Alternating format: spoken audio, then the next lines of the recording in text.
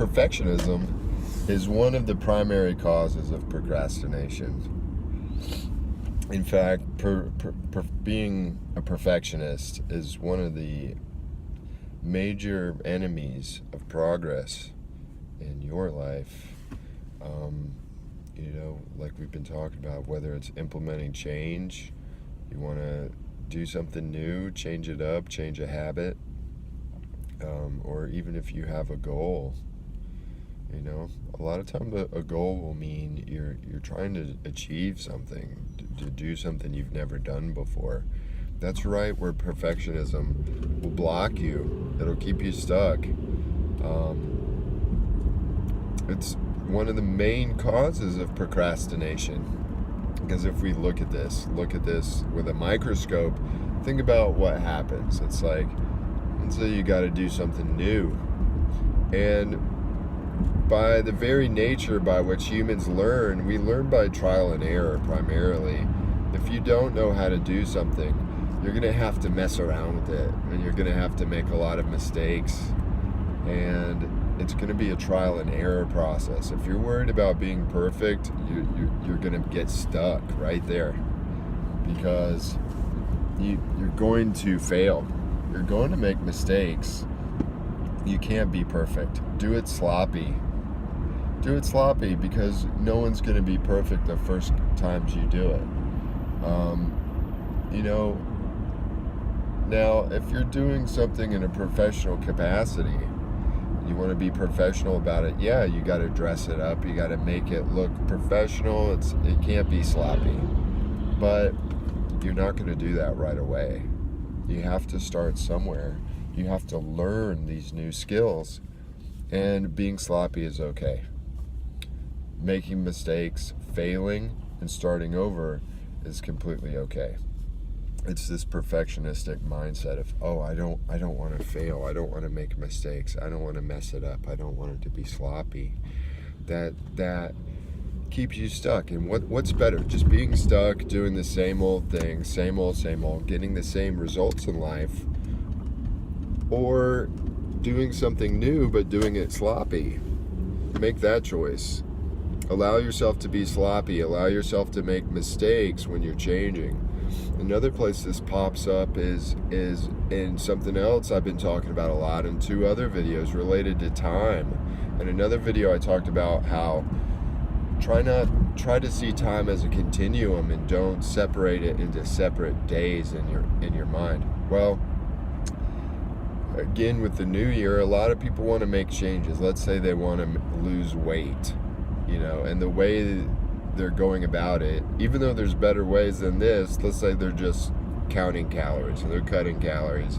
They're trying to restrict what they're eating, and they're trying to lose weight. What tends to happen to people is maybe they do good for 3 days or 4 days. And that 4th or 5th day, they kind of slip. They don't do it perfect. They make mistakes. They weren't really paying attention. They kind of messed up. Usually it's right there that people lose their consistency. They lose their momentum because they didn't do it perfectly. And that gives the excuse to kind of slip back into outmoded patterns and bad habits and stuff. This is true for everything, that if you're wanting to make a change, you're trying to install a new habit, get a new routine to get momentum and consistency in some type of practice you're trying to do. It is a very common tendency to have a strong push right at the beginning, but then you'll have a couple days where it doesn't go like you want it to. Maybe other things in life came up and you got too busy, and you just didn't hardly do it at all that day, whatever this practice may be. People tend to feel really bad about that. So not everyone, but a lot of people will feel really guilty. Oh man, I messed up my resolution. It's all messed up now. And then you'll maybe have spotty results. Maybe the next day you try to get back on it, but then the day after that is not so perfect. It's more helpful just to drop that whole mentality and don't think in that way. It doesn't have to be perfect. You just have to keep the pressure on, keep pushing, do it as much as you can. If you slip up, get right back on. This is common sense stuff that we've all heard, but it really helps to examine this with a microscope. This need to be perfect and do it ideally. It's like some kind of program for a machine. We're not machines.